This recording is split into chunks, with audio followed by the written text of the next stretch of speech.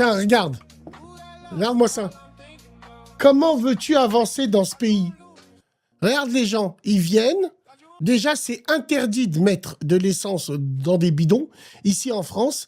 Et ces gens-là, on doit les punir. On doit les punir judiciairement. Leur enlever le permis, leur mettre des fortes amendes. C'est ces qui font monter l'inflation ici en France. Frère, merci beaucoup de nous avoir appelés. Donc, il y a une seconde personne avec nous. Donc, toi, frère, sois le bienvenu. Alaykoum salam. Tu voulais nous parler de l'impact de la guerre et justement sur les Français et les montées du gasoil. Non, mais attends.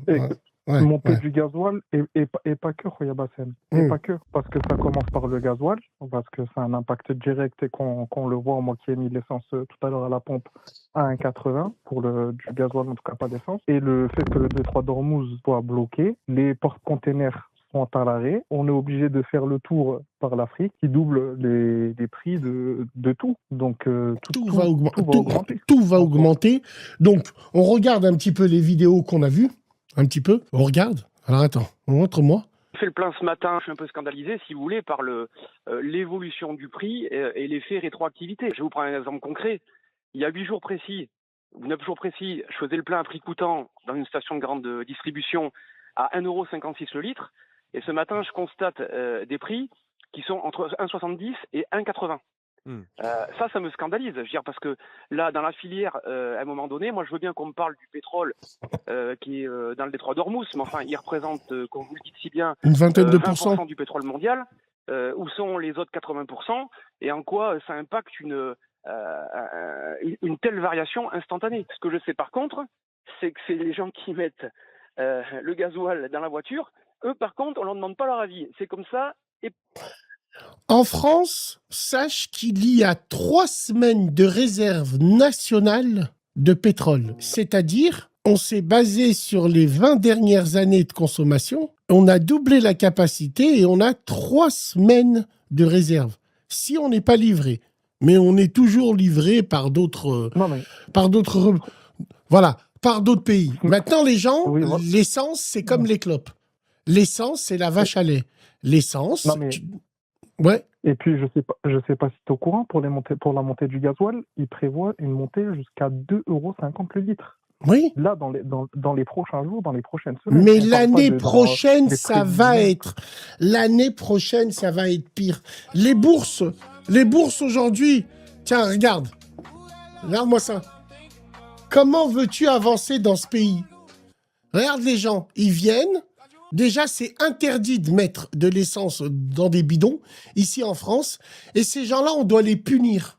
On doit les punir judiciairement. Leur enlever le permis, leur mettre des fortes amendes.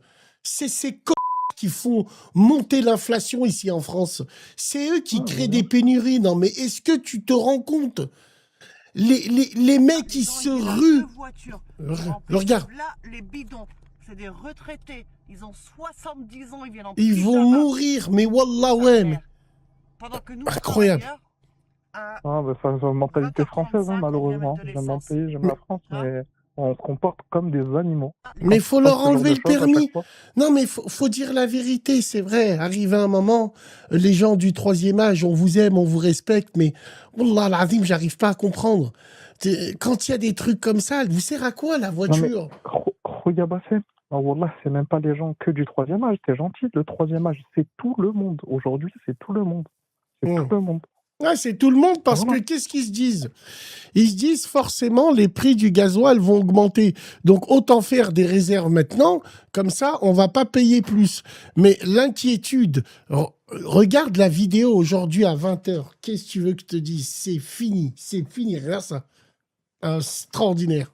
Des files d'attente inhabituelles en pleine semaine, loin des départs en vacances. Avec la guerre en Iran, les Français se ruent pour faire le plein. C'est la panique à bord, tout le monde flippe. Et donc c'est ce qui explique, je pense, tout le monde se jette sur les stations. Dans l'agglomération lyonnaise, ce client en est à son 2e plein de la journée. Après la voiture, il est revenu avec son scooter. Comme ça, je serai tranquille pendant quelques temps, pendant au moins une bonne semaine, quoi. Karima Afsi, elle, redoute de se retrouver à sec. Je suis pas au plein, mais presque au plein. parce que en prévision que du jour au lendemain, qu'il y a des grandes pancartes qui disent qu'il n'y a plus d'essence, et puis que voilà, qu'il y a une pénurie. Alors faut-il craindre la pénurie? Pour l'instant, non. Les raffineries fonctionnent normalement. Ah oui. Le pétrole importé du Moyen-Orient ne représente que 13% des approvisionnements français. Et si la crise devait durer, l'État dispose de réserves stratégiques. On ne manque pas de pétrole. Donc les stocks sont au plus haut dans tous les pays du monde. Et puis, accessoirement, on a, en cas de problème, des stocks stratégiques en France qui sont, je rappelle, de l'ordre de... D'accord, donc si les prix ils augmentent, c'est de la faute à qui? Bassem, si je peux juste réagir sur la vidéo, Ouais. Bassem, tu vois, c'est ça que je trouve quand même aberrant. On a une montée de plus 30 centimes au litre du gasoil en l'espace de 2 jours. Et on nous dit que ça représente 13 à 20% du pétrole mondial. C'est ça que je comprends pas. Ouais, c'est vrai. Eh ben justement, frérot, posons-nous les vraies questions. Qui augmente? Qui fait que? Parce que si tous les spécialistes nous disent nous avons 3 mois de réserve, ainsi de suite, donc qui c'est qui fait qui augmente? Mon frère, c'est humain. L'humain, il est mesquin. De partout, ça va être pareil. Le boulanger, le pain, il va devenir à 1,30 €, il va dire c'est de la faute de l'Iran. Mais Bassem, c'est une question de temps. La pizza, elle va être à 20 boules, c'est de la faute de l'Iran. Les gens, ils vont... C'est comme ça. Voilà. Ouais. Alors qu'il y a un embargo depuis près de 50 ans dans ce pays et qu'on n'a rien d'eux, on n'achète rien de ça que je comprends pas. Et là, on parle de l'essence, mais on peut aussi mettre ça sur le gaz aussi qui augmente de 40%.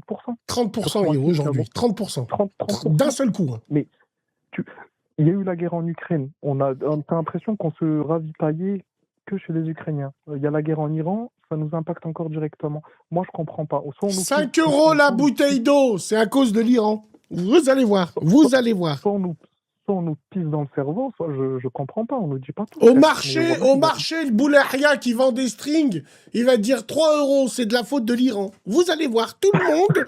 mais c'est ça, frérot. Tout le monde va faire. Donc, on sait que les prix, ils vont exploser, ils vont augmenter en France. Après, chaque crise profite à ceux qui veulent mettre des plans en place. Peut-être que ça va relancer la voiture électrique. Peut-être il y a plein de choses qui peuvent changer, frérot. Plein de choses. Peut-être, mais qui a les moyens de s'acheter une voiture électrique à 40 000 €? L'État te fera en sorte que... Tu vois ce que je veux dire? L'État fera en sorte que tu rouleras en voiture électrique, frérot. Eh oui. En tout cas, merci frérot de nous avoir appelés. On vous invite à nous appeler. Le patron de Leclerc avait déclaré que le blé d'Ukraine n'était pas dans la pâte. Pourtant, il a augmenté. Bah oui. On va passer à Donald Trump, à Biff Tannen. Bifford Molos Tannen. McFly! Espèce de crème anglaise. Alors, nous allons arrêter les relations commerciales avec l'Espagne. Les Espagnols. Maximus. Vous pensez que les Européens qui appartiennent à l'OTAN ont pour devoir de vous aider? Il y a certains pays qui nous ont apporté leur aide, d'autres non, et ce n'est pas une surprise. L'Allemagne, par exemple, a été très amicale avec nous. Le secrétaire général de l'OTAN est fantastique. Mark Rutte, c'est quelqu'un de génial. Mais des pays européens comme l'Espagne ont été horribles. Et d'ailleurs, j'ai demandé à ce que l'on arrête tout accord et toute relation. Stop, qu'est-ce que ça veut dire? J'ai demandé à ce qu'on arrête. Il ne parle pas au nom des USA, là. L'Europe, tenue en laisse, va se mettre à 4 pattes et va bouder l'Espagne. Vous verrez ce que je vous dis. Jacques Hadi a dit, lui, il tousse, on éternue tous. Ça veut dire qu'il va dire aux pays européens, aux Allemands, aux Anglais, faut plus calculer l'Espagne. Je te cause plus. Donc, on te cause plus. Avec l'Espagne. On va tous aller en Espagne en vacances. Les prix des hôtels, ils vont tomber. Ils n'auront pas le choix. Yeah, Fifi, Espagne. Ils se sont mis dedans. Hanani, les Espagnols, avec leur arrogance légendaire. Il a dit à Trump, prends tes avions, fais-les décoller au Pyrénées-Orientales chez Vicente Vivarazu. Relation avec l'Espagne. Et ici, on voit que l'Espagne n'a pas voulu faire la même chose que l'Espagne. L'Espagne ne veut pas que nous utilisions leur base. Nous pourrions le faire. D'ailleurs, nous n'avons pas besoin de leur autorisation. T'imagines? Nous, on peut le faire, on est des Américains, hein. On peut le faire, on n'aurait jamais dû demander leur autorisation. Si nous le souhaitons, ils ne sont donc assez inamicaux. L'Espagne n'a rien à nous apporter en dehors de son peuple formidable, mais ses dirigeants ne sont pas à la hauteur.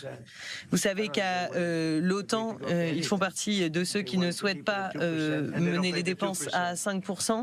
Ils étaient à 2%. Donc nous allons arrêter les relations commerciales avec l'Espagne, nous ne voulons plus rien avoir à voir avec l'Espagne. Et je ne suis pas ravi du Royaume-Uni non plus. Il parle du Royaume-Uni, un pays qui a 2000 ans d'histoire. Les États-Unis existent grâce au Royaume-Uni, genre. Ils peuplent les gens là-bas. T'imagines, ils distribuent les bons points. Il fait ce qu'il veut, lui. D'ailleurs. Et vous voyez que ce qu'il s'est passé récemment a fait que nous avions besoin... C'est terrible, parce que les gars, moi je vais vous dire une chose. Toutes les firmes, écoutez bien, que ça soit Apple, que ça soit LVMH, que ça soit... attendent plus que le régime y tombe.